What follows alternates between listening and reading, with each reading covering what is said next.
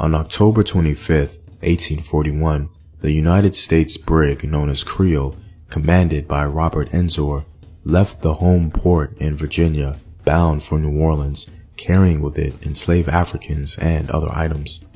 The big Creole possessed a crew of 10, the captain's wife, daughter, and niece, and 4 other passengers. The soon-to-be leader of the revolt was an enslaved man named Madison Washington. According to an account by another enslaved individual, Madison Washington was quite the impressive man. William Wells Brown, an ex-slave writing in 1866, declared that he was one of the handsomest of his race. His dignified, calm, and unaffected features announced at a glance that he was endowed with genius and created to guide his fellow men. According to Brown, Madison Washington was born into slavery in Virginia, married in his 20th year, escaped to Canada, but later went back to get his wife. In doing so, he was captured, taken to Richmond, and sold to the slave trader who was bound for New Orleans on the Creole.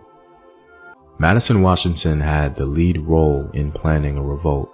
It is highly likely that he and the several other slave leaders had heard through the slave grapevine of earlier slave ships getting wrecked on some of the Caribbean islands, and the slaves on board being liberated by the British.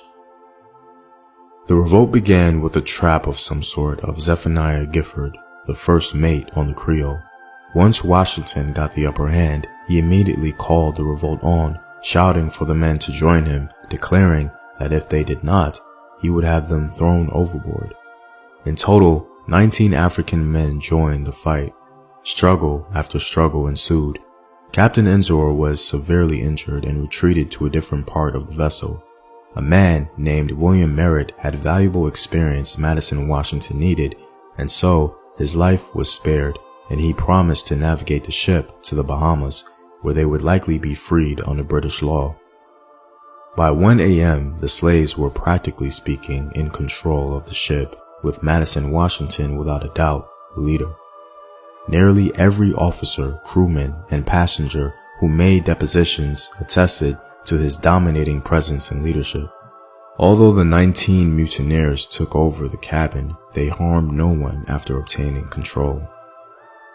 Madison Washington took full control and organized the men in a way that ensured no former officer or crew could retake the Creole.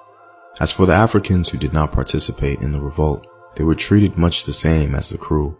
As the Creole reached the Bahamas, the 19 Africans under Madison Washington continued to keep a tight hold over the vessel. The Honorable William J. years later reportedly said, "The sagacity, bravery, and humanity of this man do honor to his name, and, but for his complexion, would excite universal admiration." As soon as the Creole landed in the Bahamas, a battle between U.S. authority and British authority took place. Southerners protested and sought to get back what they deemed to be U.S. property. The Africans who did not participate were immediately freed in the Bahamas. The British opted to free the remaining enslaved men in the Bahamas. The fate of the remaining slaves who had been in jail had already been decided. 2 of them died in prison, one from wounds sustained during the mutiny, and the other from natural causes. The others were released on orders from London. It's hard to believe that a revolt like this one remains relatively obscure within the discourse of the African diaspora. One scholar refers to it as the most successful rebellion of enslaved Africans in U.S. history,